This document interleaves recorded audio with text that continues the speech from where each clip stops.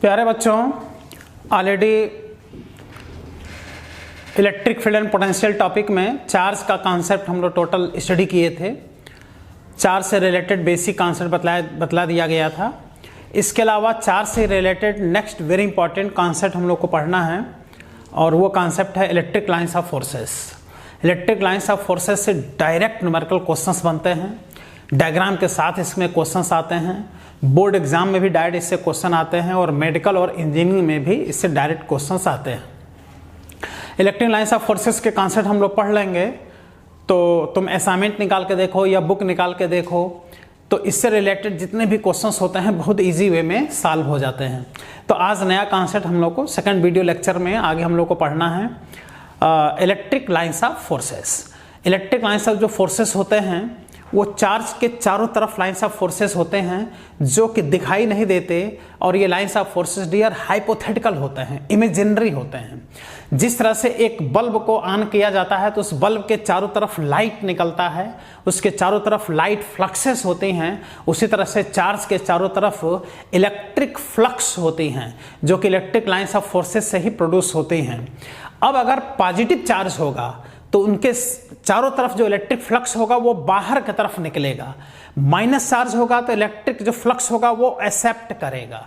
तो डायग्राम को देख के भी बताया जा सकता है कि पॉजिटिव चार्ज और नेगेटिव चार्ज कौन है, जिसमें कि लाइंस ऑफ फोर्सेस अगर वहां से बाहर निकल रही हैं तो वो पॉजिटिव चार्ज होता है, इसलिए पॉजिटिव चार्ज को फ्लक्स डोनर भी कहा जाता है और नेगेटिव चार्ज को फ्लक्स एक्सेप्टर भी कहा जाता है। इसलिए नेक्स्ट हेडिंग हम लोग लिखेंगे और वो हेडिंग होगा इलेक्ट्रिक लाइंस ऑफ फोर्स।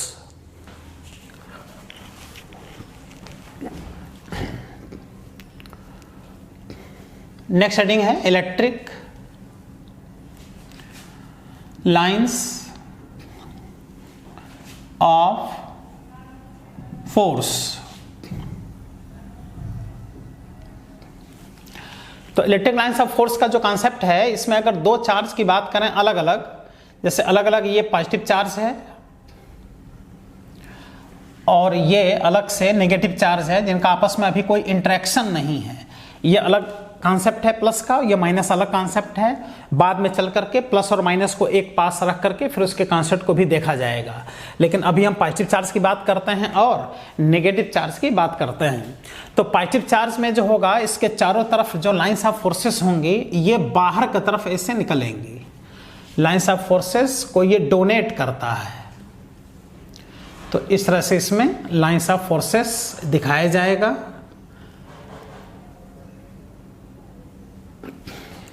और एरो इस तरह से आउटसाइड डायरेक्शन में एरो दिखाया जाता है। तो बुक में ऐसे क्वेश्चंस तुमको मिलेंगे जिसमें कि चार्ज बना देता है और लाइंस ऑफ फोर्सेस इंडिकेट करके, और उस चार्ज का डियर नेचर तुमसे पूछता है। तो नेचर कितना आसानी से बता दोगे, अगर वो लाइंस ऑफ फोर्स को डोनेट कर रहा है तो वह पॉजिटिव चार्ज होगा, और लाइंस ऑफ फोर्स को अगर एक्सेप्ट करेगा तो वह नेगेटिव चार्ज होगा। यहाँ पर अगर लाइंस ऑफ फोर्स को दिखाना है तो एकदम इसी तरह से लाइंस ऑफ फोर्स यहाँ भी दिखाएंगे। लाइंस ऑफ फोर्सेस जिस तरह से पॉजिटिव में उसी तरह से नेगेटिव में, बस डायरेक्शन में फर्क होगा। ये लाइंस ऑफ फोर्सेस को डोनेट कर रहा है तो ये लाइंस ऑफ फोर्सेस को एक्सेप्ट करेगा डियर। इसीलिए पॉजिटिव चार्ज को फ्लक्स डोनर भी कहा जाता है और नेगेटिव चार्ज को फ्लक्स एक्सेप्टर भी कहा जाता है। एक तरह से इसको सोर्स भी कहा जाता है, क्योंकि लाइंस ऑफ फोर्सेस यहाँ से बाहर निकल रही हैं, इसलिए पॉजिटिव चार्ज को सोर्स भी कहा जाता है और नेगेटिव चार्ज को सिंक भी कहा जाता है। तो इसमें खास बात यह हो गया electric flux donor. Electric flux, ये इलेक्ट्रिक फ्लक्स कहलाते हैं। इलेक्ट्रिक फ्लक्स ये डोनर है और ये इलेक्ट्रिक फ्लक्स एक्सेप्टर है। इलेक्ट्रिक फ्लक्स एक्सेप्टर, ये एक्सेप्ट कर रहा है और यहां ये डोनेट कर रहा है।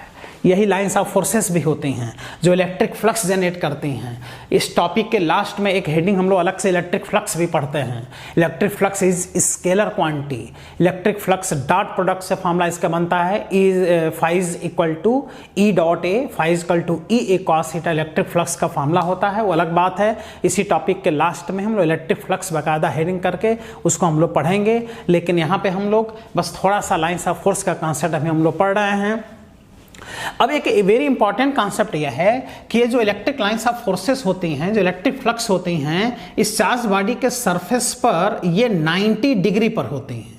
ये बहुत इंपॉर्टेंट कॉन्सेप्ट, इसी पर मैक्सिमम क्वेश्चन डेवलप इस पे होता है। ये हमेशा इस पे 90 डिग्री पर होती हैं। ये इसका वेरी इंपॉर्टेंट कॉन्सेप्ट है, ये जानना चाहिए।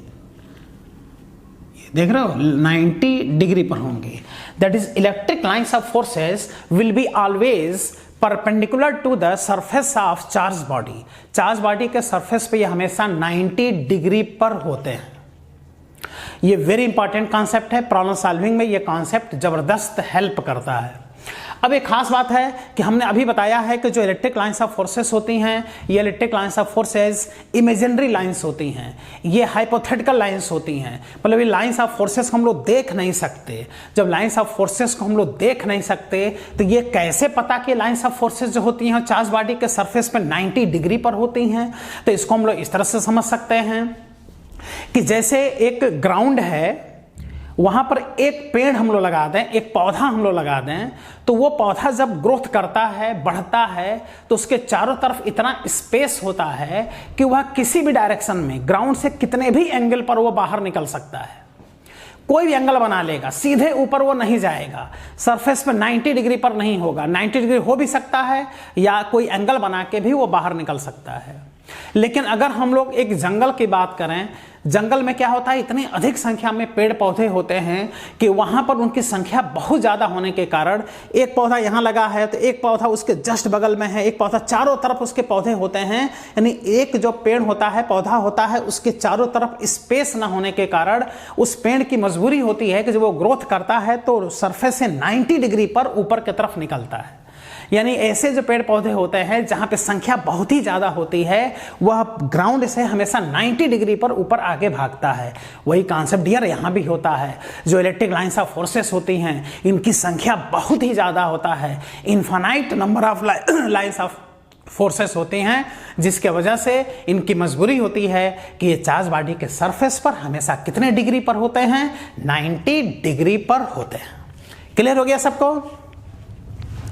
तो ये वेरी इंपॉर्टेंट कॉन्सेप्ट। और ये जो पॉजिटिव चार्ज है ये सोर्स के जैसे बिहेव करता है, और नेगेटिव चार्ज ये सिंक के जैसे बिहेव करता है। Positive charge is source, negative charge is sink. अब हम लोग नेक्स्ट कॉन्सेप्ट बात करते हैं। अगेन नेक्स्ट कॉन्सेप्ट जिसमें कि हम लोग यहाँ पर पॉजिटिव चार्ज की हम लोगों ने अलग स्टडी किया और नेगेटिव चार्ज की हम लोगों ने अलग स्टडी किया, लेकिन दोनों चार्ज को अगर एक पास ला के रख दिया जाए तो ऐसे में उनका आपस में इंटरेक्शन होता है।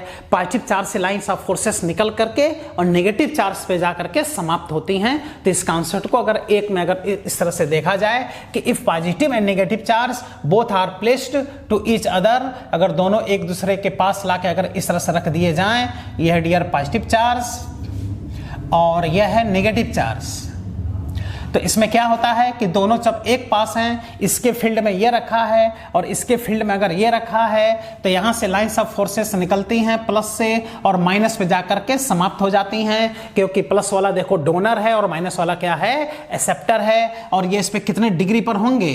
कंफर्म ये यहां पर 90 डिग्री पर होंगे।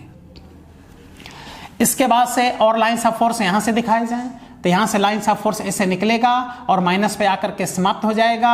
ये हो जाएगा यहां पर 90 डिग्री और ये भी यहां पर हो जाएगा 90 डिग्री। ये आगे चल के घूम जाएगा, वो चलो ठीक है, लेकिन सरफेस से ये कितने डिग्री पर होना चाहिए? 90 डिग्री पर होने चाहिए। 90 डिग्री अगर होगा तो इसको हाइपोथेटिकली अगर आगे बढ़ाओगे तो कंफर्म आके सेंटर पे मिलना चाहिए। इसको हाइपोथेटिकली आगे बढ़ाओगे तो आकर के सेंटर पे मिलना चाहिए, क्योंकि lines of force confirm charge body के सरफेस पर हमेशा 90 डिग्री पर होते हैं। इसी तरह से अगर यहां से लाइंस ऑफ फोर्स हम लोग देखें तो यहां करके प्लस से निकल करके माइनस पर इस तरह से समाप्त हो जाती हैं और इनको यहां पर 90 डिग्री पर दिखाया जाएगा और लाइंस ऑफ फोर्स प्लस से निकलती हैं और माइनस पे आकर के समाप्त होती हैं। इसी तरह से और भी लाइंस ऑफ फोर्स यहां पर इस तरह से दिखाए जा सकते हैं। लाइंस ऑफ फोर्सेस, तो लाइंस ऑफ फोर्सेस के वेरी इंपॉर्टेंट प्रॉपर्टीज भी होते हैं जो डायरेक्ट ये प्रॉपर्टीज बोर्ड एग्जाम में भी लिखने के लिए आते हैं, जिसको एकदम अच्छी तरह से समझ करके लिखा भी जा सकता है। इसलिए हम लोग इसके प्रॉपर्टीज भी पढ़ेंगे। तो यहाँ पर लाइंस ऑफ फोर्स जितना यहाँ दिखा रहे हैं उतना ही यहाँ भी दिखा रहे हैं, लेकिन जो एरो है ये इसके टुवर्ड्स है और इसमें अवे है। ये भी 90 डिग्री है ये सब के सब, यहाँ भी ये सब के सब 90 डिग्री है और इसी को बोलते हैं इलेक्ट्रिक लाइंस ऑफ फोर्सेस। तो एक इंपॉर्टेंट कॉन्सेप्ट यहां पे दिख रहा है कि electric lines of forces plus charge से निकल करके माइनस पे जाकर के समाप्त हो जा रही हैं। मतलब प्लस से निकल करके इससे माइनस पे आकर के समाप्त हो रही हैं। मतलब ये जहां से निकल रही हैं घूम के वहीं पर नहीं आ रही हैं। इसका मतलब ये भी इलेक्ट्रिक लाइंस ऑफ फोर्सेस का बहुत इंपॉर्टेंट एक प्रॉपर्टी है कि electric lines of forces always makes an open path. ये हमेशा एक ओपन पाथ बनाते हैं, ये क्लोज पाथ नहीं बनाते। लेकिन अगर हम लोग मैग्नेट की बात करें तो मैग्नेट में इधर नॉर्थ पोल होता है, इधर साउथ पोल होता है। मैग्नेट में lines of forces north pole से निकलते हैं और घूम करके साउथ पोल पर आते हैं, फिर साउथ से ये नॉर्थ पर चले आते हैं। इस तरह से अगर मैग्नेटिज्म में देखा जाए तो इसको बोला जाता है मैग्नेटिक लाइंस ऑफ फोर्सेस, जिनका डायरेक्शन मैग्नेट के बाहर नॉर्थ से साउथ होता है और मैग्नेट के अंदर साउथ से नॉर्थ होता है। और स्पष्ट दिखाई दे रहा है कि ये कौन सा पाथ बना रहे हैं, क्लोज पाथ बना रहे हैं। तो magnetic lines of forces close path बनाते हैं, लेकिन electric lines of forces open path बनाते हैं। तो ये बोर्ड एग्जाम में अक्सर ये 1 मार्क्स का क्वेश्चन आता रहता है कि इलेक्ट्रिक लाइंस ऑफ फोर्सेस क्यों ओपन पाथ बनाते हैं, इसका रीजन लिखना होता है। तो इसका स्पष्ट रीजन दिखाई दे रहा है। इसका रीजन हम लोग क्या लिखेंगे कि जो इलेक्ट्रिक लाइंस ऑफ फोर्सेस होते हैं जो कि प्लस चार्ज से निकलते हैं और माइनस में जाकर समाप्त हो जाते हैं। प्लस सोर्स का काम करता है और माइनस किसका काम करता है, सिंक का काम करता है, जिसके वजह से इनकी मजबूरी है कि ये कौन सा पाथ बनाते हैं, ओपन पाथ बनाते हैं। That is electric lines of forces due to charge always makes an open path, but magnetic lines of forces due to magnet always makes a close path.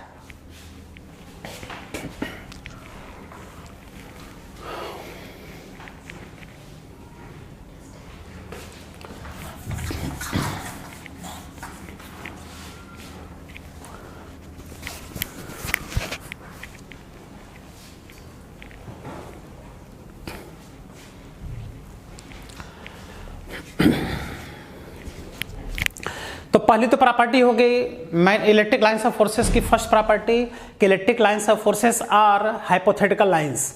Electric lines of forces are imaginary lines. इसको देखा नहीं सकता, इसका बस assumption किया जाता है, ये इमेजिनरी होती हैं। और लाइंस ऑफ फोर्सेस जहाँ तक रहती हैं वहाँ पर कोई पॉइंट चार्ज को लाया जाए या कोई टेस्ट चार्ज को लाया जाए तो वह चार्ज फोर्स एक्सपीरियंस करता है। तो जहाँ तक कोई चार्ज फोर्स एक्सपीरियंस करता है वहाँ तक इलेक्ट्रिक लाइंस ऑफ फोर्सेस होती हैं। वैसे किसी भी चार्ज का जो इफेक्ट होता है वो इन्फानाइट तक उसका इफेक्ट होता है। और सेकंड इसका प्रॉपर्टी हो गया कि electric lines of forces always max N open path, क्योंकि जो पॉजिटिव चार्ज होता है ये सोर्स का काम करता है और नेगेटिव चार्ज सिंक का काम करता है। Electric lines of forces will be always perpendicular to the surface of the charge particle. Charge body के सरफेस के हमेशा ये 90 डिग्री पर होता है। फिर एक वेरी इंपॉर्टेंट कॉन्सेप्ट कि ये जो इलेक्ट्रिक लाइंस ऑफ फोर्स है इसको लिखते हैं इलेक्ट्रिक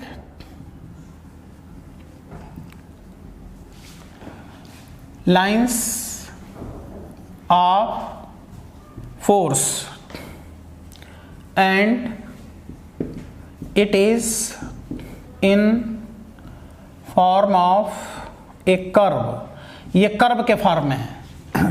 तो इस कर्व पर अगर हम लोग यहाँ पर एक टेंजेंट डियर प्लॉट करें, टेंजेंट जो इसको टच करते हुए जाता है, यहाँ पे एक टेंजेंट प्लॉट करें तो इस टेंजेंट का जो डायरेक्शन होता है इस पॉइंट पर इलेक्ट्रिक फील्ड के इंटेंसिटी के डायरेक्शन को डियर इंडिकेट करता है। इंटेंसिटी इस टॉपिक में कंप्लीट अलग हेडिंग देके पढ़ा जाता है। Electric field intensity, electric field intensity is a vector quantity. तो कोई भी अगर फील्ड होता है तो उस फील्ड का अपना एक न्यूमेरिकल वैल्यू होता है। तो किसी भी पॉइंट पर इलेक्ट्रिक फील्ड के स्ट्रेंथ का जो न्यूमेरिकल वैल्यू होता है वही उस पॉइंट पर इलेक्ट्रिक फील्ड की डियर इंटेंसिटी होता है। Electric field intensity is a vector quantity and its direction will be always from positive charge to negative charge. That is lines of force के curve पर एक टेंजेंट अगर plot कर दें और उसमें डायरेक्शन दिखा दें तो वह डायरेक्शन ही उस पॉइंट पर इलेक्ट्रिक फील्ड इंटेंसिटी के डायरेक्शन को इंडिकेट करता है। Electric field intensity vector quantity होता है। इसका डायरेक्शन हमेशा प्लस से माइनस की तरफ इसका डायरेक्शन होता है। देख रहे हो, इसका डायरेक्शन होगा प्लस टू माइनस। अगर यहां पर इंटेंसिटी देखना है इस पॉइंट पर तो यहां पे ऐसे टेंजेंट प्लॉट करेंगे। इस पॉइंट पे इंटेंसिटी देखना है तो ऐसे टेंजेंट प्लॉट करेंगे। इस पॉइंट पे इंटेंसिटी देखना है तो इस तरह से टेंजेंट प्लॉट करेंगे। That is tangent plotted at the curve of electric lines of forces indicate direction of electric field intensity at that point. That is, electric field intensity is a vector quantity and its direction will be always from positive charge to negative charge, from higher potential to lower potential. Intensity का direction हमेशा higher से lower की तरफ होता है। Intensity का direction हमेशा plus two minus होता है।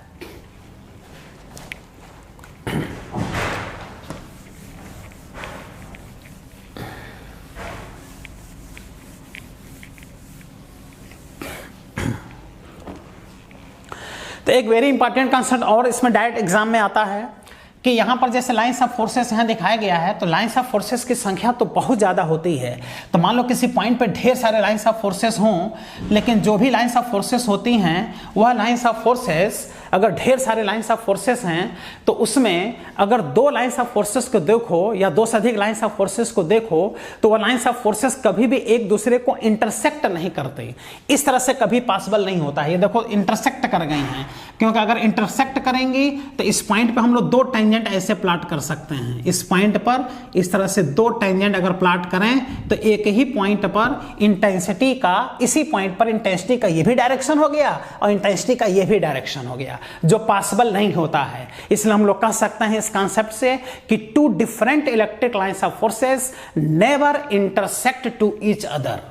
दो इलेक्ट्रिक लाइंस ऑफ फोर्सेस, अलग अलग इलेक्ट्रिक लाइंस ऑफ फोर्सेस कभी भी एक दूसरे को इंटरसेक्ट नहीं करती। ये बोर्ड एग्जाम में खूब आता है लिखने के लिए एग्जाम में कि दो different electric lines of forces क्यों एक दूसरे को इंटरसेक्ट नहीं करते हैं, इसका रीजन बताओ।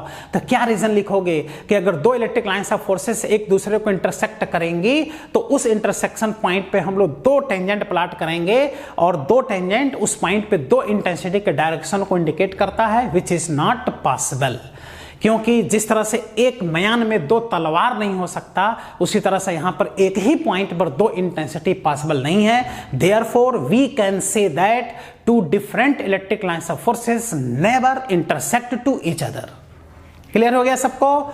आओ अब जितना भी हम लोग इसके कॉन्सेप्ट समझे हैं सबको प्रॉपर्टीज के फॉर्म में डियर नोट कर लें, जो डायरेक्ट एग्जाम में लिखने के लिए आता है, जो तैयार रहेगा। लिखने के बाद से आप लोग इसको आसानी से एग्जाम में लिख सकते हैं। इसलिए नेक्स्ट हेडिंग हम लोग लिख रहे हैं properties of electric lines of force. तो कितना आसानी से इसके प्रॉपर्टीज हम लोग लिख सकते हैं। Electric lines of forces are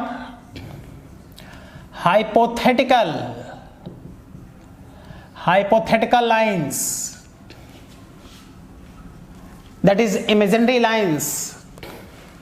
देख रहे हो?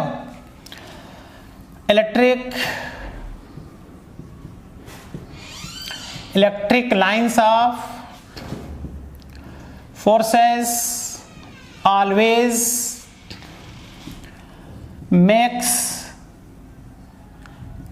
N open path. ये ओपन पाथ बनाते हैं। बोर्ड एग्जाम में जब लिखने के लिए आता है तो इसका रीजन भी पूछता है, क्यों ये ओपन पाथ बनाते हैं, तो इसका रीजन क्या लिखोगे कि पॉजिटिव चार्ज सोर्स का काम करता है, नेगेटिव चार्ज सिंक का काम करता है, जिसके वजह से प्लस चार्ज से लाइंस ऑफ फोर्स निकलते हैं और माइनस में जाके समाप्त हो जाते हैं, जिसके वजह से वह ओपन पाथ बनाते हैं, वो घूम करके पुनः अपने इनिशियल पोजीशन पर नहीं आते, इसलिए क्लोज पाथ नहीं बनाते।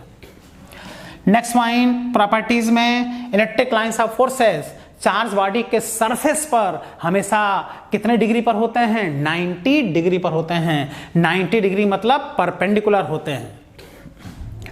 Electric lines of force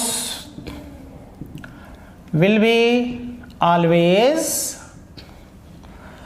perpendicular. अच्छा, परपेंडिकुलर को हिंदी में क्या कहते हैं? 90 डिग्री। तो क्या लिखेंगे यहां पर? 90 degree to the surface of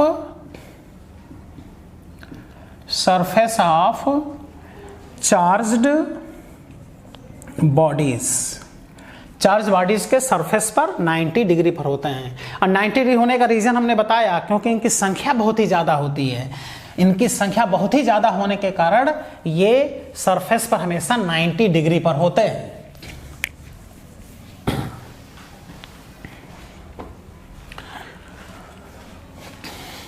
next property, अगर इलेक्ट्रिक लाइंस ऑफ फोर्स के कर्व पर टेंजेंट प्लॉट किया जाए तो वह टेंजेंट उस पॉइंट पर इलेक्ट्रिक फील्ड इंटेंसिटी के डायरेक्शन को इंडिकेट करता है। और electric field intensity is a vector quantity, इसका डायरेक्शन हमेशा प्लस से माइनस होता है। इसका डायरेक्शन हायर पोटेंशियल से लोअर पोटेंशियल के तरफ होता है। Tangent plotted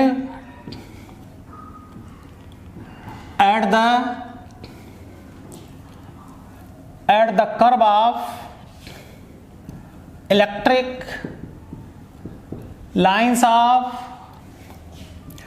force indicate direction of electric field intensity at that point. It means electric field intensity is a vector quantity and its direction will be always from positive to negative charge, that is from higher potential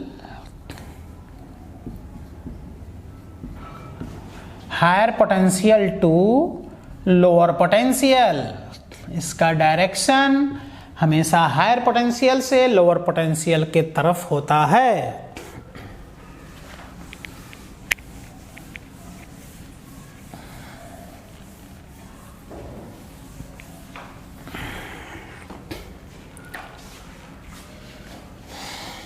next property very important, जो direct board exam में आता है। ये board exam में 2019, 2018 CBSE board exam में ये जो point लिखाने हम लोग चल रहे हैं ये आ चुका है, जिसमें क्या है कि two different electric lines of forces never intersect to each other. तो never intersect to each other क्यों ऐसा होता है, एक दूसरे को इंटरसेक्ट क्यों नहीं करते, इसका रीजन कैसे बताओगे? तो जिस पॉइंट पे अगर इंटरसेक्ट दिखाओगे तो उस इंटरसेक्शन पॉइंट पे दो टेंजेंट जो कि प्लॉट होंगे, और उस इंटरसेक्शन पॉइंट पे जो दो टेंजेंट होंगे वो इंटेंसिटी के दो डायरेक्शन को इंडिकेट करेंगे, which are not possible. Therefore we can say that two different electric lines of forces never intersect to each other. तो next property, two different electric lines of forces never intersect to each other. इसका reason देना हो तो इस तरह से एक diagram बना सकते हो। दो different electric lines of forces हैं, ये इंटरसेक्शन पॉइंट है, इस इंटरसेक्शन पॉइंट पे डियर दो टेंजेंट ऐसे प्लॉट कर सकते हो। तो ये टेंजेंट इस डायरेक्शन में इंटेंसिटी को इंडिकेट करेगा और ये टेंजेंट इस डायरेक्शन में इंटेंसिटी को इंडिकेट करेगा, और एक ही पॉइंट पर इंटेंसिटी के दो डायरेक्शन नहीं हो सकते, एक ही म्यान में दो तलवार नहीं हो सकता। उसी मेथड से यहां तुम कह सकते हो कि two different electric lines of forces never intersect to each other, that is not possible, ये पॉसिबल नहीं है। ठीक है, इस तरह से हम लोगों ने इलेक्ट्रिक लाइंस ऑफ फोर्सेस की कंप्लीट प्रॉपर्टीज हम लोगों ने लिख लिया, और ये डायरेक्ट प्रॉपर्टीज बोर्ड एग्जाम में लिखने के लिए आते हैं, और अभी हम क्वेश्चन जब सॉल्व कराएंगे तो उस क्वेश्चन में ये सारी प्रॉपर्टीज हम लोग यूज करेंगे।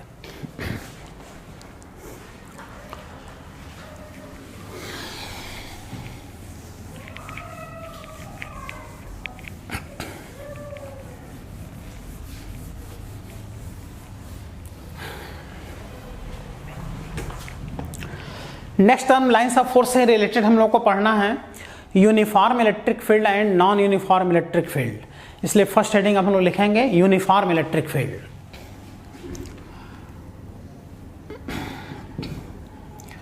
यूनिफॉर्म इलेक्ट्रिक फील्ड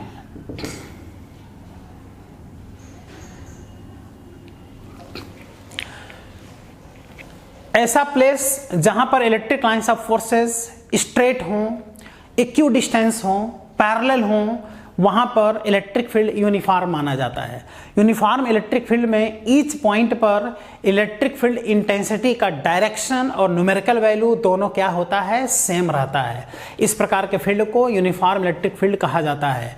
और अगर ऐसा फील्ड जहां पर electric lines of forces parallel ना हो, इक्यू डिस्टेंस ना हो, वहां पर अलग अलग पॉइंट पर इलेक्ट्रिक फील्ड इंटेंसिटी का न्यूमेरिकल वैल्यू और डायरेक्शन ये सब चेंज हो जाता है, ऐसे फील्ड को नॉन यूनिफॉर्म इलेक्ट्रिक फील्ड कहा जाता है।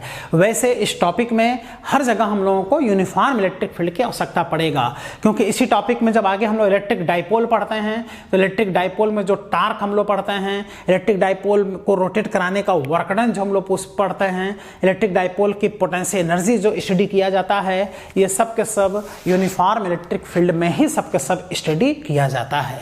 इसलिए यूनिफॉर्म इलेक्ट्रिक फील्ड और नॉन यूनिफॉर्म इलेक्ट्रिक फील्ड दोनों हम लोग को पढ़ना है, और इसी बेस पे क्वेश्चन भी आज हम लोगों को सॉल्व करने हैं।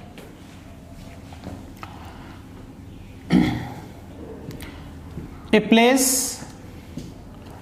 where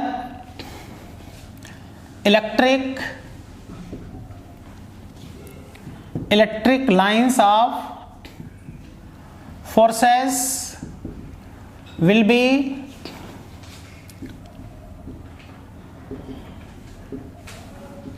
straight line, equidistance and parallel, then electric field will be uniform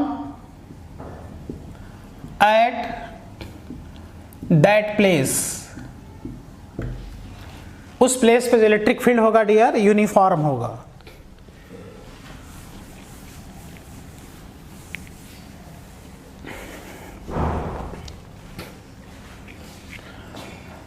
अगर इसको डायग्राम से देखा जाए तो इस तरह से electric lines of forces equi distance दिखाना चाहिए, पैरेलल दिखाना चाहिए, स्ट्रेट लाइन दिखाना चाहिए, और इस तरह से एरो दिखा देंगे। ये एरो इलेक्ट्रिक फील्ड इंटेंसिटी के डायरेक्शन को इंडिकेट करता है।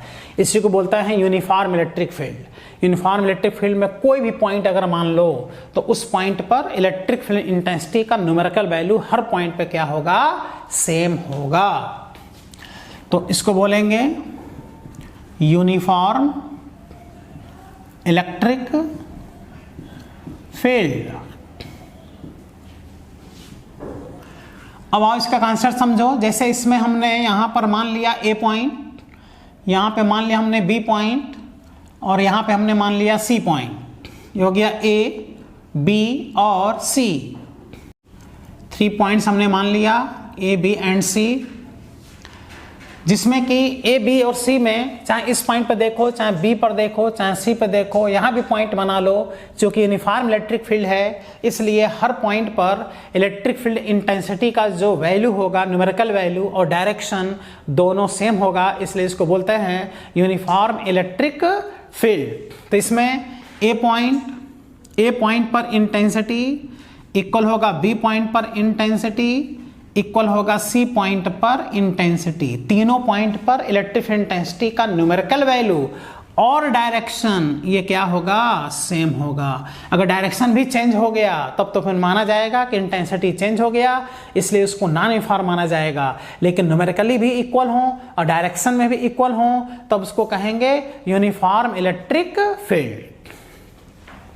तो ये यूनिफॉर्म इलेक्ट्रिक फील्ड हो गया, दैट इज ए पर इंटेंसिटी इक्वल टू बी पर इंटेंसिटी इक्वल टू सी पर इंटेंसिटी। ये इंपॉर्टेंट कॉन्सेप्ट देख लो। अब चाहे यहां भी कोई पॉइंट मान लो, यहां मान लो, यहां मान लो, कहीं भी मानो, हर पॉइंट पे इंटेंसिटी का वैल्यू क्या होता है, सेम होता है, तो उसको यूनिफॉर्म इलेक्ट्रिक फील्ड कहा जाता है। लेकिन इसमें जो सबसे इंपॉर्टेंट टर्म है वो डियर तुमसे पूछता है, तीनों पॉइंट पर पोटेंशियल का कंपैरिजन कराएगा, कहेगा कि ए, बी और सी में किस पॉइंट पर पोटेंशियल ज्यादा होगा और किस पॉइंट पर पोटेंशियल कम होगा। तो स्टूडेंट यहां पर मिस्टेक कर देता है, वो कहता है भाई यूनिफॉर्म इलेक्ट्रिक फील्ड है, तो यूनिफॉर्म इलेक्ट्रिक फील्ड है तो इंटेंसिटी भी हर जगह इक्वल कर देता है और पोटेंशियल भी हर जगह क्या कर देता है, इक्वल कर देता है। जबकि ऐसा नहीं होता। जहां पर इलेक्ट्रिक फील्ड होता है वहां पर पोटेंशियल का डिफरेंस होता है, क्योंकि जहां पर पोटेंशियल का डिफरेंस नहीं होगा वहां पर डियर इंटेंसिटी नहीं होगा। इसलिए अगर कहीं भी इंटेंसिटी है तो वहां पोटेंशियल का डिफरेंस श्योर होगा। और एकदम सिंपल कॉन्सेप्ट होता है, तुम जैसे जैसे इंटेंसिटी के डायरेक्शन में आगे बढ़ते हो वैसे वैसे पोटेंशियल का न्यूमेरिकल वैल्यू क्या होता जाता है, कम होता जाता है। तो पोटेंशियल सबसे ज्यादा ए पॉइंट पर होता है, उससे कम बी पॉइंट पर होगा और सबसे कम पोटेंशियल सी पॉइंट पर होता है। क्योंकि जो पोटेंशियल होगा दैट इज जो इंटेंसिटी होगा, हमने अभी बताया कि इंटेंसिटी का डायरेक्शन हायर पोटेंशियल से लोअर पोटेंशियल की तरफ होता है। इंटेंसिटी का डायरेक्शन प्लस से माइनस की तरफ होता है। तो ये चार्ज के द्वारा कभी भी यूनिफॉर्म इलेक्ट्रिक फील्ड जनरेट नहीं होता। पॉइंट चार्ज के द्वारा यूनिफॉर्म इलेक्ट्रिक फील्ड जनरेट नहीं होता। इसके लिए यहां पर अगर हम लोग एक पॉजिटिव प्लेट मान लें, ये पॉजिटिव प्लेट, और यहां पर डियर एक नेगेटिव प्लेट मान लें, ये चीज एकदम यहां से क्लियर हो जाएगा। देख लो, पॉजिटिव प्लेट, नेगेटिव प्लेट, तो इंटेंसिटी का डायरेक्शन तुम आज पढ़े हो कि इंटेंसिटी का डायरेक्शन प्लस से माइनस की तरफ होता है, और जो प्लस होता है वो हायर पोटेंशियल होता है और जो माइनस होता है वो लोअर पोटेंशियल होता है। तो स्पष्ट दिखाई दे रहा है कि इंटेंसिटी का डायरेक्शन हायर पोटेंशियल से लोअर पोटेंशियल की तरफ होता है। जैसे जैसे इंटेंसिटी के डायरेक्शन में डियर आगे बढ़ोगे वैसे वैसे पोटेंशियल का वैल्यू क्या होता जाता है, कम होता जाता है। As well as we go in the direction of electric field then potential decreases. Therefore potential at point A will be maximum, then B point, then C point। तो A पॉइंट पर potential सबसे ज्यादा, B point पर potential उससे कम और C point पर potential सबसे कम, क्योंकि इधर प्लस है और इधर क्या है, माइनस है। तो plus is higher potential and minus is lower potential. तो अब कुछ स्टूडेंट सोच रहे होंगे कि ये पोटेंशियल कौन सा टर्म यहां पर आ गया। तो इस टॉपिक का नाम है इलेक्ट्रिक फील्ड एंड पोटेंशियल। तो विशेष रूप से इस टॉपिक में पढ़ना है, कंप्लीट इंटेंसिटी हम लोग अलग से पढ़ना है, कंप्लीट पोटेंशियल भी हम लोग को अलग से पढ़ना है। Intensity is vector quantity but potential is scalar quantity. Potential dear work done होता है। जैसे किसी यूनिट पॉजिटिव चार्ज को इनफाइनाइट से इस पॉइंट के अंदर लाने में जितना वर्क करना पड़ता है वह उस पॉइंट पर पोटेंशियल होता है। तो किसी भी यूनिट चार्ज को इनफाइनाइट से इस पॉइंट पर लाओगे तो पोटेंशियल ज्यादा, वर्क ज्यादा करना पड़ेगा। इस पॉइंट पर लाओगे तो वर्क कम करना पड़ेगा। इस पॉइंट पर लाओगे तो वर्क सबसे कम करना पड़ेगा, क्योंकि इधर पॉजिटिव होता है और इधर क्या होता है, नेगेटिव होता है। इसलिए कहा जाता है कि as well as we go in the direction of electric field then potential decreases. तो यहां पर potential at point A is more than potential at point B is more than potential at point C। A point पर potential ज्यादा होगा, B पर उससे भी कम होगा, C पर सबसे कम पोटेंशियल होगा। यह सीक्वेंस यहां पर है। लेकिन इलेक्ट्रिक फील्ड में, इलेक्ट्रिक फील्ड के डायरेक्शन में जब हम लोग आगे बढ़ेंगे, इलेक्ट्रिक फील्ड के डायरेक्शन में जब आगे बढ़ेंगे तब ना पोटेंशियल कम होगा। लेकिन अगर इलेक्ट्रिक फील्ड इस तरह से है, यूनिफॉर्म इलेक्ट्रिक फील्ड, और इलेक्ट्रिक फील्ड का अगर परपेंडिकुलर अगर हम चलें तो इलेक्ट्रिक फील्ड के परपेंडिकुलर अगर हम चलेंगे तो पोटेंशियल हर जगह क्या रहेगा, कांस्टेंट रहेगा। क्योंकि इलेक्ट्रिक फील्ड के परपेंडिकुलर जो हम लोगों को एक सरफेस मिलता है, जो लाइन मिलता है, वो डियर इक्विपोटेंशियल होता है। इसका मतलब अगर इस तरह से देखा जाए तो इस हर पॉइंट का पोटेंशियल सेम होगा। इस पॉइंट में देखा जाए तो हर पॉइंट का पोटेंशियल सेम होगा। इस पॉइंट पे भी हर पॉइंट का पोटेंशियल क्या होगा, सेम होगा। तो ये वेरी इंपॉर्टेंट कॉन्सेप्ट, चलो आओ समझ लो। इस पॉइंट को अगर हम G पॉइंट कह दें और इस पॉइंट को अगर हम H पॉइंट कह दें तो इन तीनों पे पोटेंशियल क्या होगा डियर, सेम होगा। इलेक्ट्रिक फील्ड के परपेंडिकुलर पोटेंशियल में कोई वेरिएशन नहीं होता है। वेरिएशन वहां होता है जहां इलेक्ट्रिक फील्ड में एक डायरेक्शन हो। इस इधर इलेक्ट्रिक फील्ड का कोई डायरेक्शन नहीं है, जो डायरेक्शन है इस डायरेक्शन में है। इसलिए इलेक्ट्रिक फील्ड के परपेंडिकुलर हम लोग को हमेशा इक्विपोटेंशियल लाइन या इक्विपोटेंशियल सरफेस हम लोग को मिलता है। इसलिए हम लोग यहां पर कहेंगे potential at point G is equal to potential at point B is equal to potential at point H। तो डियर यहां से हम लोगों को एक कॉन्सेप्ट मिल गया कि अगर यहां पर इस तरह से इलेक्ट्रिक फील्ड है जिसका डायरेक्शन लेफ्ट टू राइट है, इलेक्ट्रिक फील्ड इंटेंसिटी का डायरेक्शन लेफ्ट टू राइट, और इस तरह से यहां पर एक लाइन बनाया जाए तो ये डियर इक्विपोटेंशियल लाइन होगा, ये भी इक्विपोटेंशियल लाइन होगा, और ये भी अलग से एक इक्विपोटेंशियल लाइन होगा। ये इस पूरे लाइन पर अगर V1 पोटेंशियल है तो ये V1 पोटेंशियल पूरे पर हर जगह सेम होगा। इस पूरे लाइन पे पोटेंशियल अगर V2 है तो इस पूरे पे पोटेंशियल सेम रहेगा। इस पूरे पर पोटेंशियल इस पर सेम रहेगा।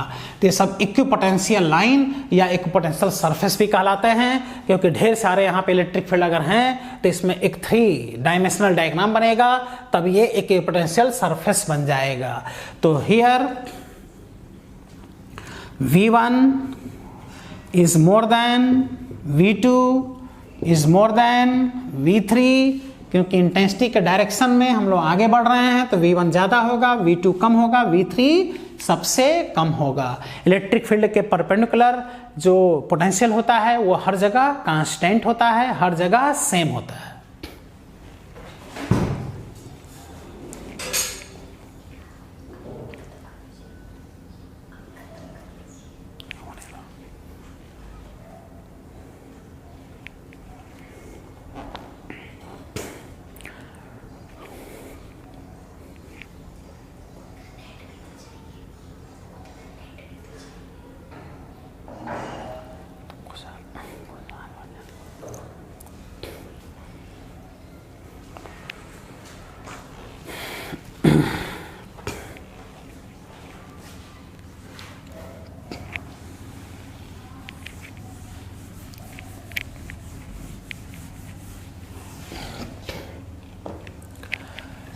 नेक्स्ट हेडिंग देख रहे हो आप, उसी से related non uniform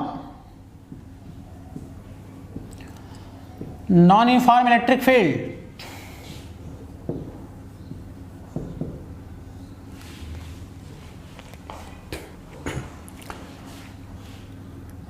a place where electric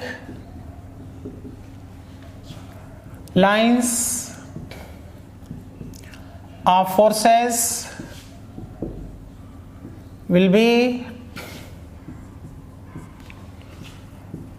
not equidistant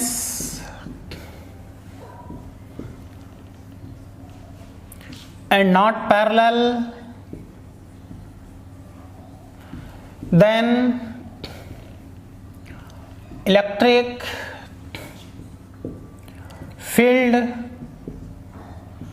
will be non-uniform at that place.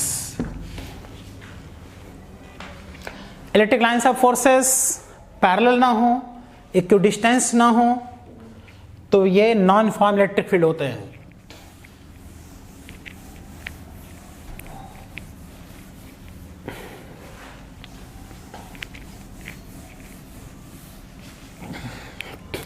आओ इसको डायग्राम से देखते हैं।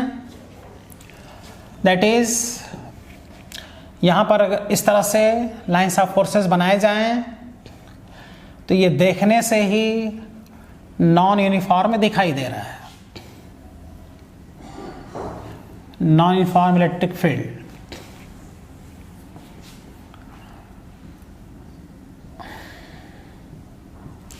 अब इसमें खास बात क्या है कि अगर इस पॉइंट पर हम ए पॉइंट यहां पर माने, यहां पर ए पॉइंट, यहां पर बी पॉइंट और यहां पर सी पॉइंट, तो ऐसे में यहां पे ए पॉइंट पे लाइंस ऑफ फोर्सेस की डेंसिटी ज्यादा है, पर यूनिट एरिया में यहाँ लाइंस ऑफ फोर्सेस ज्यादा है, नजदीक नजदीक लाइंस ऑफ फोर्सेस हैं। यहाँ पे लाइंस ऑफ फोर्सेस थोड़े दूर दूर हो गए हैं, यहाँ पे और ज्यादा दूर हो गए हैं, इसलिए कहेंगे कि यहाँ पर ए पॉइंट पर इंटेंसिटी ज़्यादा होगा, बी पॉइंट पर इंटेंसिटी कम होगा, सी पॉइंट पर इंटेंसिटी सबसे कम होगा। इसलिए इस प्रकार के फील्ड को नॉन यूनिफॉर्म इलेक्ट्रिक फील्ड कहा जाता है। वैसे इस पूरे इलेक्ट्रिक फील्ड पोटेंशियल टॉपिक में हम लोगों को नॉन यूनिफॉर्म इलेक्ट्रिक फील्ड की आवश्यकता कहीं नहीं पड़ेगा। जितने डेरिवेशन हैं, जितने भी क्वेश्चंस हैं, जितने भी कॉन्सेप्ट हैं, सब यूनिफॉर्म इलेक्ट्रिक फील्ड वाले हैं। वैसे नॉन यूनिफॉर्म इलेक्ट्रिक फील्ड को बस न्यूमेरिकल क्वेश्चन सॉल्व करने में कहीं ना कहीं इसको अप्लाई करा देता है, कहीं ना कहीं उसका नाम ले लेता है, इसलिए इसको जानना चाहिए। तो क्यों यहाँ पे इंटेंसिटी ज्यादा है?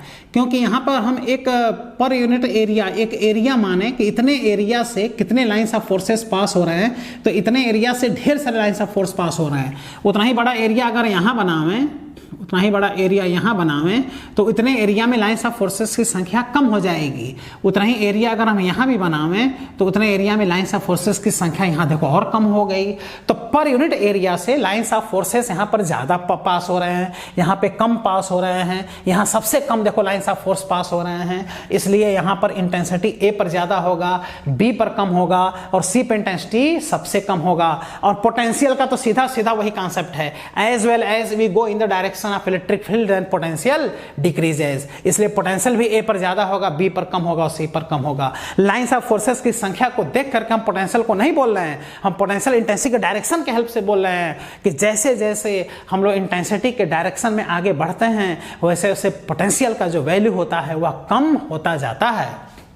तो here intensity at point A is more than intensity at point B is more than intensity at point C. Potential at A is more than potential at B is more than potential at C. ये result यहां पर देखो बनेगा। Potential intensity के direction से indicate होता है, जैसे जैसे इंटेंसिटी के डायरेक्शन हम लोग आगे बढ़ रहे हैं वैसे वैसे पोटेंशियल का वैल्यू कम होता जा रहा है। लेकिन जहां पर lines of forces per unit area में ज्यादा होंगे वहां इंटेंसिटी ज्यादा होगा और जहां कम होंगे वहां पे इंटेंसिटी भी कम हो जाएगा।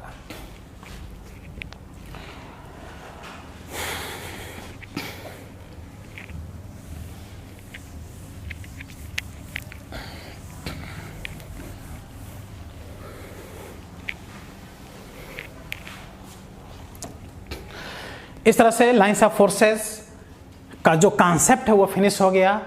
और इस पे क्वेश्चन कुछ कराते हैं। जब क्वेश्चन हम लोग सॉल्व करेंगे तो ये और ज़्यादा क्लियर होगा।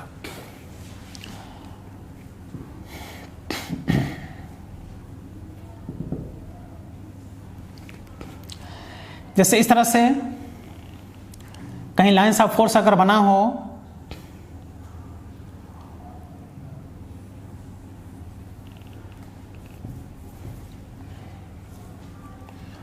ये लाइन्स ऑफ फोर्सेस का डायरेक्शन बना दिया है। यहाँ ए पॉइंट है, यहाँ बी पॉइंट है और यहाँ सी पॉइंट है। तो ये बताना है कि यूनिफॉर्म इलेक्ट्रिक फील्ड है कि नॉन यूनिफॉर्म इलेक्ट्रिक फील्ड है। तो क्लियर है कि नॉन यूनिफॉर्म इलेक्ट्रिक फील्ड है। और पूछ रहा है कहाँ इंटेंसिटी कम होगा और कहाँ ज़्यादा होगा। तो यहाँ पर देखो लाइन ऑफ फोर्स की जो संख्या है पर एरिया में जितना यहाँ है उतना ही यहाँ है। तो ये दोनों एक बराबर माना जाएगा क्योंकि ये सब डिस्टेंस एक बराबर है। ये इसको एक बराबर हम मान रहे हैं। तो यहाँ पर लाइन ऑफ फोर्स नज़दीक नज़दीक हैं और जो यहाँ पर है वही यहाँ पर है, इसलिए intensity at point A is equal to intensity at point C. लेकिन ए और सी की इंटेंसिटी बी से ज़्यादा होगा क्योंकि यहाँ लाइन्स ऑफ फोर्सेस थोड़े दूर दूर हैं, मोर देन ई बी। लेकिन अगर पोटेंशियल की बात करें तो पोटेंशियल का तो सीधा सीधा कॉन्सेप्ट होता है। जैसे जैसे इंटेंसिटी के डायरेक्शन में आगे बढ़ोगे वैसे वैसे पोटेंशियल कम होता जाएगा। That is potential at A is more than potential at B is more than potential at C. ये इसका देखो आंसर होगा।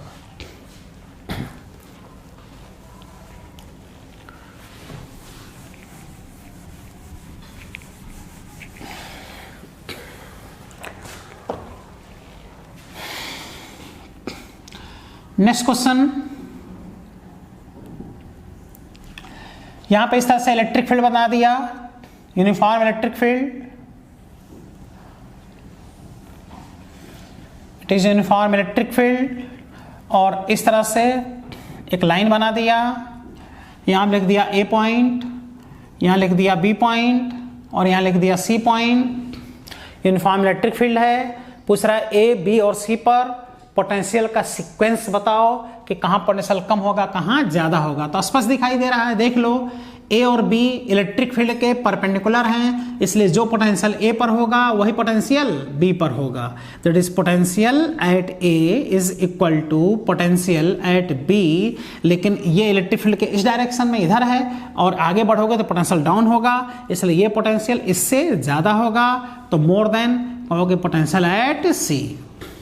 ये पोटेंशियल का रिलेशन होगा। लेकिन चूंकि ये दिखाई दे रहा है यूनिफॉर्म इलेक्ट्रिक फील्ड, इसलिए ए बी और सी पर तीनों पर इंटेंसिटी तो सेम होगा लेकिन पोटेंशियल का ये सीक्वेंस होगा। और नेक्स्ट क्वेश्चन करते हैं इस पर। ये यूनिफॉर्म इलेक्ट्रिक फील्ड है,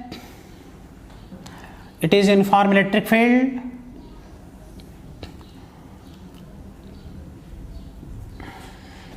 और इसमें इस तरह से एक सर्कल बना देता है,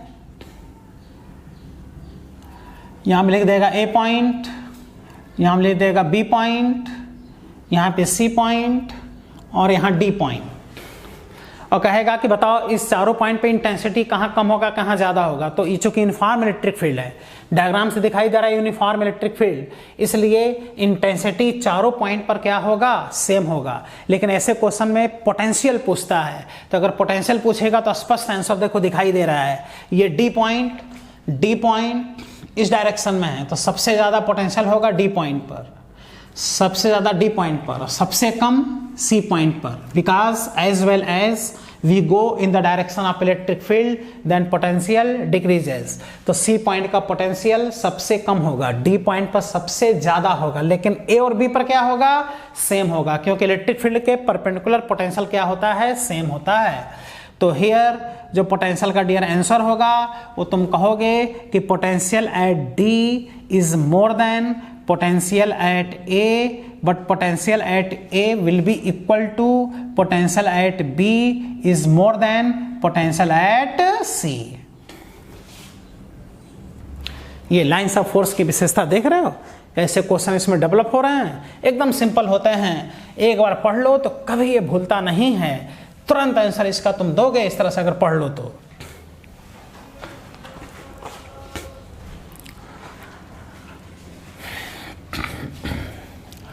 नेक्स्ट क्वेश्चन, यहां पर एक हॉलो स्फेयर का नाम ले रहा है। It is hollow sphere that is 3 dimensional. ये हॉलो स्फेयर है, 3 डायमेंशनल है ये। अब क्या करता है कि इसमें कुछ लाइंस ऑफ फोर्स को दिखा देता है, और लाइंस ऑफ फोर्स को दिखाने के बाद से पूछता है कि किस लाइंस ऑफ फोर्स का रिप्रेजेंटेशन सही है और किस लाइंस ऑफ फोर्स का रिप्रेजेंटेशन गलत है। तो ये हॉलो स्फेयर का डियर सेंटर है, तो यहाँ पे एक लाइंस ऑफ फोर्स ऐसे एंट्री कराएगा और ऐसे दिखा करके लाइंस ऑफ फोर्स को ऐसे दिखा देगा। ये लाइंस ऑफ फोर्स एक डायग्राम देखो ऐसे बना दिया। एक लाइंस ऑफ फोर्स का डायग्राम देखो ऐसे बनाता है, यहाँ से एंट्री करा के यहाँ से इसको बाहर निकाल देता है। एक लाइंस ऑफ फोर्स को देखो यहाँ से डियर दिखा दिया इस तरह से, और एक लाइंस ऑफ फोर्स को ऐसे रेडियली दिखाया। इधर से ये एंट्री किया और रेडियली ये ऐसे बाहर निकला। तो स्पष्ट दिखाई दे रहा है कि ये अगर ए ऑप्शन हो, ये B option, C and D, इन 4 ऑप्शंस में पूछता है कि which representation of electric lines of force is correct for hollow sphere. कौन सा लाइंस ऑफ फोर्स का रिप्रेजेंटेशन करेक्ट है और कौन सा इनकरेक्ट है। तो बहुत ही सही से तुम इसका आंसर यहां पर दे सकते हो, जो आंसर स्पष्ट तुमको दिखाई दे रहा है कि लाइंस ऑफ फोर्सेस बॉडीज, जो भी बॉडीज होते हैं उसके सरफेस पर हमेशा कितने डिग्री पर होते हैं, 90 डिग्री पर होते हैं। तो इस हिसाब से अगर देखा जाए तो ये जो लाइन गया है, ये लाइन अगर आगे बढ़ाओ तो ये जाकर सेंटर पे मिलेगा, यानी कन्फर्म ये सरफेस पर कितने डिग्री पर है, ये 90 डिग्री पर है। लेकिन इस लाइन ऑफ फोर्स को तुम देखो तो ये आगे बढ़ाने पर इसके अंदर अगर बढ़ाओ तो ये सेंटर पे जाकर नहीं मिल रहा है, और स्फेयर पर जो या सर्कल पर जो लाइन जाकर सेंटर पर नहीं मिलता वो उसके सरफेस या सरकमफ्रेंस पे 90 डिग्री पर नहीं होता। इसलिए ये angle dear not equal to 90 degree. ये एंगल भी देखो तो नॉट इक्वल टू 90 डिग्री। और ये कॉन्सेप्ट तुमने अभी पढ़ा है कि जो इलेक्ट्रिक लाइंस ऑफ फोर्सेस होते हैं वो बॉडीज के सरफेस पर 90 डिग्री पर होने चाहिए। इसलिए ये ऑप्शन देखो गलत है, ये ऑप्शन भी देखो गलत है। अब इन दोनों में सही आंसर कुछ दिखाई दे रहा है। इस लाइन ऑफ फोर्स को भी तुम देखो, ये ऐसे रैंडमली इसको बना दिया गया है, लेकिन इस लाइन ऑफ फोर्स को देखो तो ये रेडियली जाए करके हाइपोथेटिकली देखा जाए तो अंदर ये ऐसे मिल सकता है, और जब अंदर जाके सेंटर पे मिलेगा तो ये कंफर्म है कि इस पे कितने डिग्री पर होगा, ये 90 डिग्री पर होगा। इसलिए पॉसिबिलिटी बी में बन रहा है और किस में बन रहा है, डी में बन रहा है। लेकिन डियर इसमें देखा जाए तो जो बी ऑप्शन है वो ऑप्शन भी गलत है, क्योंकि एक वेरी इंपॉर्टेंट कॉन्सेप्ट इसी टॉपिक में जब चलकर हम लोग हॉलो स्फीयर और सॉलिड स्फीयर की स्टडी करते हैं, गॉस थ्योरम के हेल्प से सारे डेरिवेशन जब करते हैं, तो ऐसे कंडीशन में हॉलो स्फीयर और सॉलिड स्फीयर का वेरी इंपॉर्टेंट कॉन्सेप्ट हम लोग पढ़ते हैं, जिसमें कि हम लोग पढ़ते हैं कि अगर हॉलो स्फीयर हो, चाहे वो मेटालिक हो चाहे नॉन मेटालिक हो, तो हॉलो स्फीयर के अंदर जो लाइंस ऑफ फोर्सेस होती हैं वो उसके अंदर एंट्री नहीं करती। हॉलो स्फीयर के अंदर लाइंस ऑफ फोर्सेस नहीं होते।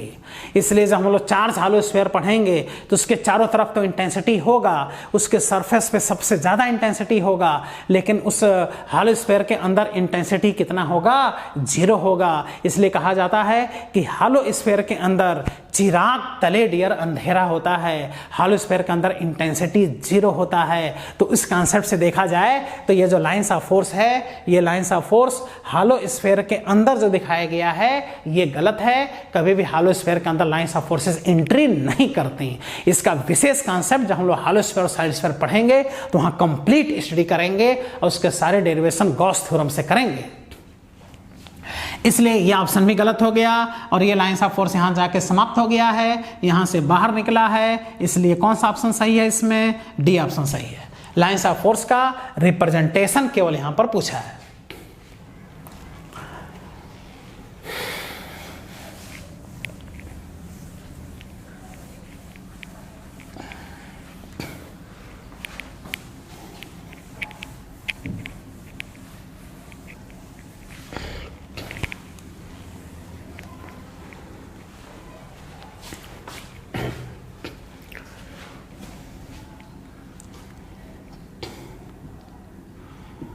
एक क्वेश्चन और करेंगे लाइंस ऑफ फोर्स पर, वेरी इंपॉर्टेंट क्वेश्चन, जैसे मान लो ये कोई चार्ज अगर है, तो यहाँ से अगर लाइन्स ऑफ फोर्सेस को ऐसे बाहर निकाल रहा है, लाइन्स ऑफ फोर्सेस को, तो ये तो एरो देख करके हम बता दिए कि पॉजिटिव चार्ज है, और यहाँ लाइन्स ऑफ फोर्सेस को ऐसे दिखा दिया इनवर्ट, तो ये नेगेटिव चार्ज है। ये चार्ज है Q1 और ये चार्ज है Q2। लेकिन एक खास बात ये भी देखो कि यहाँ लाइन्स ऑफ फोर्सेस की संख्या ज़्यादा है, यहाँ लाइन्स ऑफ फोर्सेस की संख्या कम है। ये पॉजिटिव है और ये क्या है, नेगेटिव है। तो जहाँ पर लाइन्स ऑफ फोर्सेस की संख्या ज़्यादा होती है, ये माना जाता है कि वहाँ पे जो चार्ज का मैग्नीट्यूड है, चार्ज का जो न्यूमेरिकल वैल्यू है, वो क्या है, ज़्यादा है। That is numerical value of charge, magnitude of charge will be directly proportional to electric number of electric lines of forces accepted और डोनेटेड। जितने ही लाइन्स ऑफ फोर्सेस को वह एक्सेप्ट करेगा या डोनेट करेगा, जितनी अधिक संख्या में, उसमें न्यूमेरिकल वैल्यू उसका उसी हिसाब से उसका डिसाइड होगा। तो यहाँ पर लाइन्स ऑफ फोर्सेस की संख्या ज़्यादा है, यहाँ पे लाइन्स ऑफ फोर्सेस की संख्या डियर कम है, इसलिए Q1 का न्यूमेरिकल वैल्यू Q2 से क्या होता है, ज़्यादा होता है। ठीक है,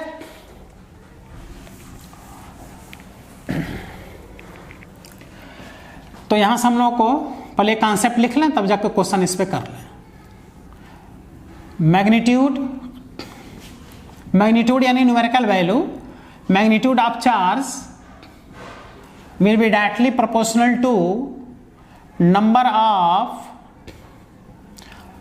of electric lines of forces accepted और डोनेटेड। जितनी अधिक संख्या में लाइन्स ऑफ फोर्स को एक्सेप्ट या डोनेट करेगा, उसका उस चार्ज का न्यूमेरिकल वैल्यू उतना ही ज़्यादा होगा। तो आओ इस पे क्वेश्चन सॉल्व कर ले, जिसमें कि यहाँ पर डियर एक चार्ज है और ये चार्ज है Q1 और यहाँ पे एक चार्ज है Q2। इस पे क्वेश्चन मिलेंगे, इस टाइप के क्वेश्चन बुक में उठा के देखो, या हमारा जो असाइनमेंट है उसमें भी देखा जाए या बुक में देखा जाए, तो IITs में भी इस पे क्वेश्चंस डायरेक्ट पूछे गए होंगे। ऐसे चुटकी बजा के ऐसे क्वेश्चंस तुम देख के तुरंत सॉल्व कर दोगे कि कौन सा आंसर सही है। इस तरह से देखो लाइन्स ऑफ फोर्स को दिखाया है, यहाँ से लाइन्स ऑफ फोर्सेस और अधिक संख्या में इस तरह से निकले हैं और इस पे जा करके एक्सेप्ट हुए हैं लाइन्स ऑफ फोर्सेस। उसके बाद से यहाँ भी लाइन्स ऑफ फोर्सेस ऐसे हैं, ऐसे लाइन्स ऑफ फोर्सेस बाहर निकल रहे हैं और यहाँ पर एक्सेप्ट हो रहे हैं। तो इसमें पूछता है first part, find nature of Q1 and Q2 charge. Q1 Q2 charge का नेचर बताना है। तो क्या नेचर समझ में आ रहा है, कौन सा पॉजिटिव होगा, कौन सा नेगेटिव होगा। तो ये कौन सा चार्ज है बताओ सब लोग, पॉजिटिव। क्यों पॉजिटिव, क्योंकि लाइन्स ऑफ फोर्स को डोनेट कर रहा है। Q2 क्यों नेगेटिव, एक्सेप्ट कर रहा है। तो Q1 is positive charge and Q2 is negative charge. इसके बाद से क्या करता है, नेक्स्ट क्वेश्चन इसमें बनाता है Q1 चार्ज का न्यूमेरिकल वैल्यू और Q2 चार्ज का न्यूमेरिकल वैल्यू का डियर रेशियो फाइंड कराता है। Q1 और Q2 चार्ज के मैग्नीट्यूड का रेशियो, मैग्नीट्यूड मतलब प्लस माइनस नहीं लिखना है, सब पॉजिटिव पॉजिटिव लेके चलना है। तो हमने अभी बताया कि magnitude of charge directly proportional to number of electric lines of forces accepted or donated. तो इस हिसाब से तुम देख सकते हो कि ये जो चार्ज है इसमें लाइन्स ऑफ फोर्सेस की संख्या ज्यादा दिख रही है और यहाँ लाइन्स ऑफ फोर्स की संख्या कम दिख रही है। तो अगर न्यूमेरिकली इसका रेशियो देखना है तो सीधे सीधे लाइन्स ऑफ फोर्स को गिन लिया जाता है और number of lines of force को हम गिनते हैं। तो ये हो गया first line, second, third, fourth, fifth, 6, 7, 8, 9 and 10। Total 10 lines of force को ये डोनेट कर रहा है, इसलिए यहाँ 10 लिख देंगे अपान। इसमें देखा जाए तो इसमें टोटल लाइन्स ऑफ फोर्स हैं 1, 2, 3, 4, 5, 6, 7 और 8 लाइन्स ऑफ फोर्स को एक्सेप्ट कर रहा है, इसलिए यहाँ 8 लिख देंगे। तो हो जाएगा 5 अपान 4, दैट इज 5 और 4 का रेशियो आ रहा है। मतलब Q1 चार्ज का न्यूमेरिकल वैल्यू Q2 चार्ज का न्यूमेरिकल वैल्यू से क्या है डियर, ज्यादा है। Q1 is more then Q2। इस तरह से लाइन्स ऑफ फोर्स के क्वेश्चंस बनते हैं, ये सबको ध्यान देना। क्लियर हो गया सबको। तो आज पूरे लेक्चर में हम लोगों ने इलेक्ट्रिक लाइंस ऑफ फोर्सेस के सारे कॉन्सेप्ट को हम लोगों ने पढ़ा और इलेक्ट्रिक लाइंस ऑफ फोर्सेस के अच्छे अच्छे कॉन्सेप्ट बताए गए कि क्यों एक दूसरे को इंटरसेक्ट नहीं करते हैं, चार्ज के द्वारा इलेक्ट्रिक लाइंस ऑफ फोर्सेस क्यों ओपन पाथ बनाते हैं, कैसे टेंजेंट के द्वारा इंटेंसिटी देखा जाता है और कैसे इस पे क्वेश्चन सॉल्व होता है। ये सारे कॉन्सेप्ट आज हम लोगों ने पढ़ा। अब इस टॉपिक में अगले वीडियो लेक्चर में जो हम लोग पढ़ेंगे वो वेरी इंपॉर्टेंट इस टॉपिक का न्यूमेरिकल कॉन्सेप्ट स्टार्ट होगा और वो होगा electrostatic force between two charge, दो चार्ज के बीच इलेक्ट्रोस्टैटिक फोर्स वेरी इंपॉर्टेंट पढ़ेंगे, that is Coulomb's inverse square law. उसमें जबरदस्त न्यूमेरिकल क्वेश्चन सॉल्व करने को मिलेगा, जिसमें न्यूमेरिकल क्वेश्चन वेक्टर के हेल्प से सॉल्व किया जाता है। ठीक है, तो डियर आप लोग खूब मेहनत से पढ़ाई करते रहिए, खूब बढ़िया नोट्स बनाइए, एक एक लाइन कितना सीक्वेंस से बताया जा रहा है कंप्लीट लिखिए, फिर देखिए बुक उठाइए, सारे क्वेश्चन इससे चुटकी बजा बजा क्या होंगे, सॉल्व होंगे। ठीक है, खूब मेहनत से आप लोग पढ़ाई करते रहें। All the best.